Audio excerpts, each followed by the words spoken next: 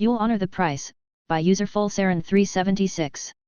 I have about 20 kin lights in my house, they were all incandescent. About 5 years ago, Home Depot had a sale on LED bulbs. Dumb luck, I was on their website at work and saw the deal. I figured it was time to get into the modern day and save some money on my electric bill.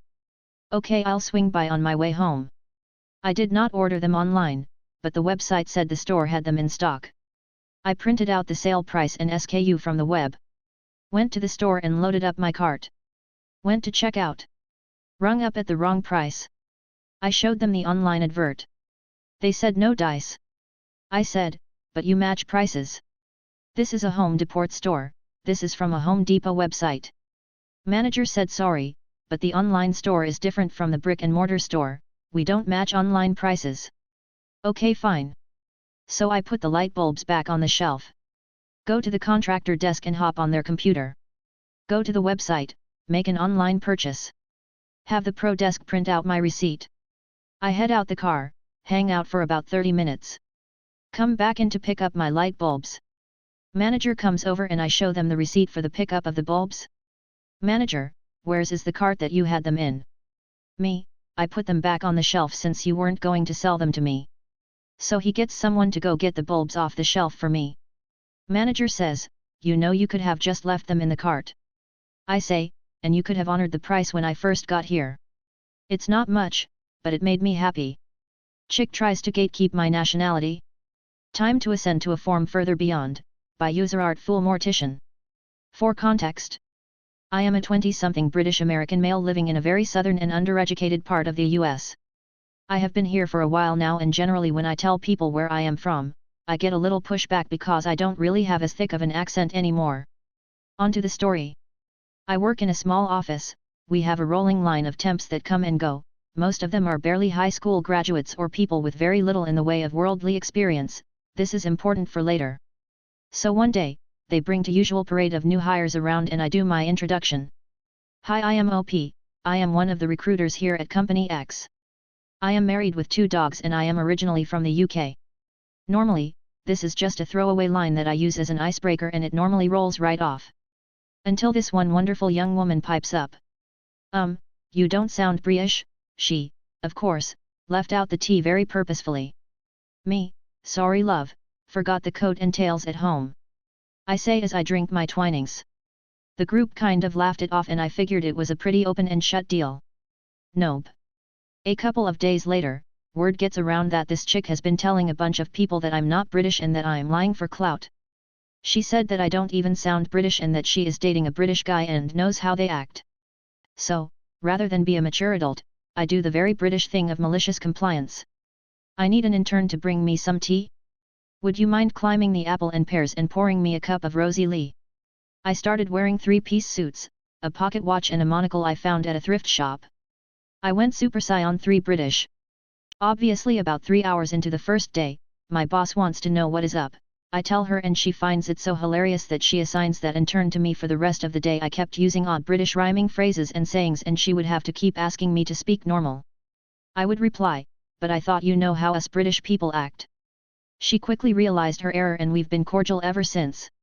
Nowadays, I keep my old red passport in my desk drawer just in case someone pulls that stunt again. And for the record, I'm not British, I'm English, and a Scouser at that. Neighbor wanted the fence fix, we just removed the fence, by user not Garian. TLDR at bottom. This happened to my friend a couple months ago. Him and his wife just moved into their first house about 6 months ago. Then a strong windstorm came through and damaged their fence. And by damaged their fence I mean the fence was now leaning slightly, leaning about 70 degrees. Because home insurance won't fix the fence plus it being winter. My friend and his wife were going to wait until spring to hire someone to fix/replace their fence. Well, their backyard neighbor did not like that. The backyard neighbor wanted the fence fix ASAP. When the neighbor found out they were going to wait until spring, the neighbor called the city and complained that their fence was out of code. When the city inspector came out to inspect their fence, it was in fact out of code and needed to be corrected. Now the reason the neighbor was so fixated on the fence being replaced is because the neighbor has a pool in their yard and need to have a fence around their pool for safety. Well, my friend and his wife, now pissed off at their neighbor, decided to only remove the fence and not replace it. This allows them to be in city code, and now when the spring hits, the neighbor is going to need to build a fence on their backside of their yard if they want to fill up their pool for the summer. If the neighbor would have just been nice and not called the city like a Karen, my friend would have built the fence up in the spring. Now problem. TLDR, wind damage friend's fence, friend was going to fix it in the spring.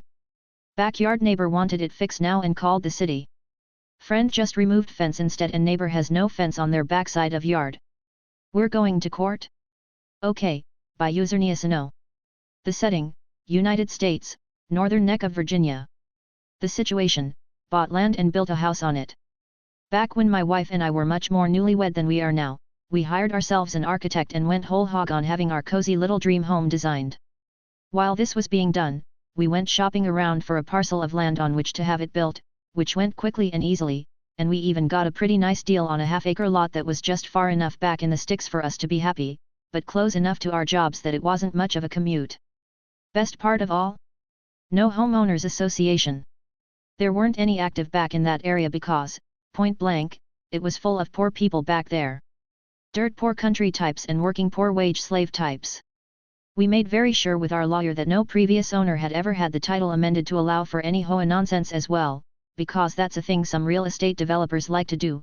They'll buy up a property, get the title amended to force the membership of that property into a local HOA, that they usually operate or are in cahoots with those that do, and then resell it with that as a new requirement for any prospective buyer to automatically agree to when they sign the title. Flash forward to August of 2019. COVID was just around the corner, but nobody knew that yet. Everything was that which passes for normal out in those parts, and my wife and I had since moved to a different location, but retained that property as one of our various rentals. It was our dream home for several years and we loved that place. Moving was tough. It was a good neighborhood out there and folks were very welcoming. Then a company that's totally not named Ryan Homes or anything even slightly similar came in and spent some years buying everything up back there that got the market and pressuring folks into selling, which worked out for them only too well. And of course, they gentrified everything. For 3 years and some change, there was massive amounts of the old being torn down and hauled out and the new being built up and sold. The HOA was built right in, because of course it was.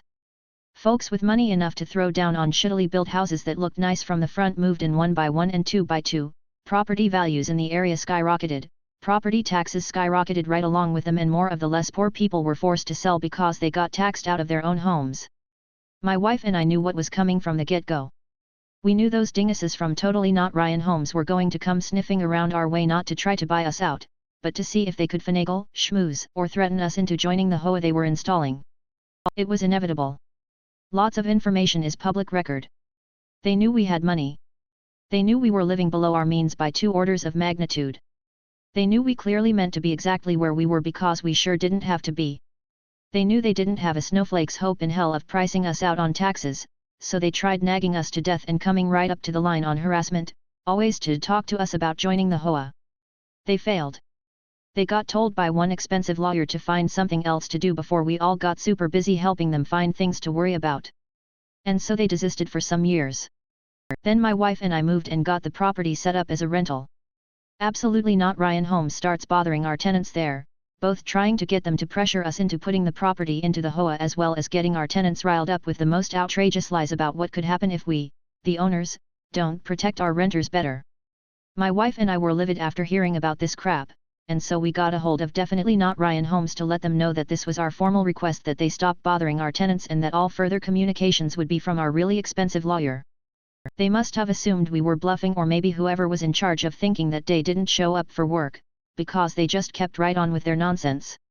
It got so bad that they were even sending fake but convincing looking envelopes with eviction notice that, upon being opened, said, "Could be what you find in your mailbox one day without our wondrous HOA," and containing information about the benefits of the HOA. We gathered it all up and got the tenants to talk to our lawyer and got the police involved to get the ball rolling on a harassment investigation. Another formal request to cease and desist was sent to Never Ryan Homes by the very expensive lawyer, which they utterly ignored. I think their guy that's supposed to come to work and think about things quit a long time ago. Maybe he never told anyone. Maybe nobody noticed. Whatever the situation on their end, when my lawyer talked to their lawyer told my lawyer that their client was doing everything legally and that if we wanted to pursue the matter in court, that was what we'd have to do. So we did. I'm not sure what kind of lawyer magic my lawyer and his fellow legal demons worked on this front, but we were in court for 1 single hour when my lawyer and their 4 lawyers and the judge had a private talk after the preliminary hearing. Half-hour later and the lawyers from maybe Ryan Holmes come back into the courtroom looking like a quartet of cats that had been pissed on.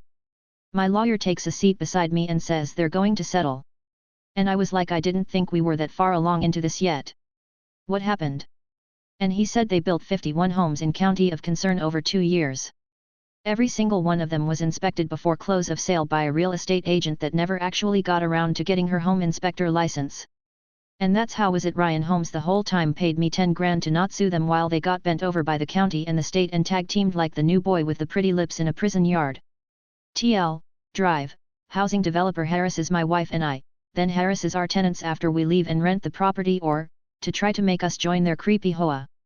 They make us take them to court to get anything done, at which point my lawyers let the judge know that everything the developer built in that area was unlawfully sold because the home inspector wasn't actually a home inspector and all the legal documents she signed off on during every closing on every one of those units in the whole county were invalid.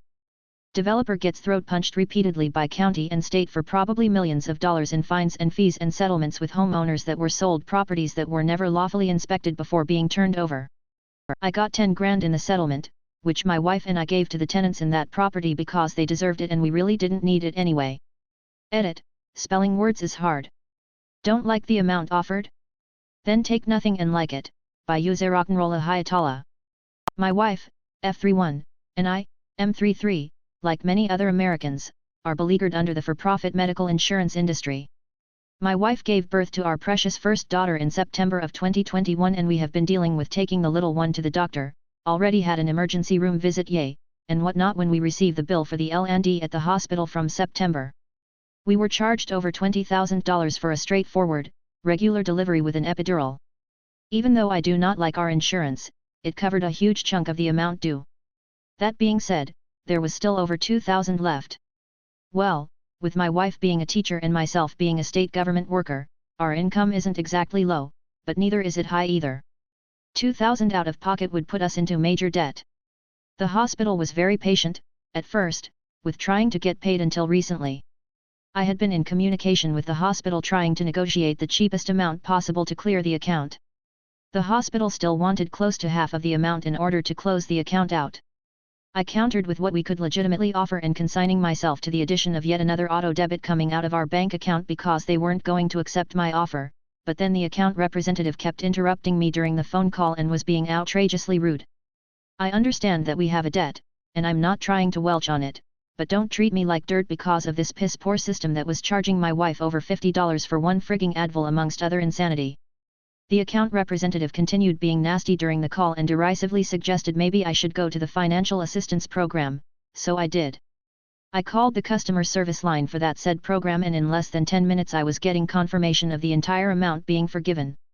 Apparently when you make less than 300%, my apologies. I previously had a multiplication sign when I meant percentage, the federal poverty rate, and you go to most non-profit hospitals, they will forgive the amount. The arrogant account representative tried to shame me into paying an outrageous price for services rendered and didn't want to accept my offer of paying some of the bill, so now they get absolutely nothing. Don't accept the medical bills that you receive. Fight tooth and nail to get it down, and if you're lucky like my wife and I, you just may get it all cleared away.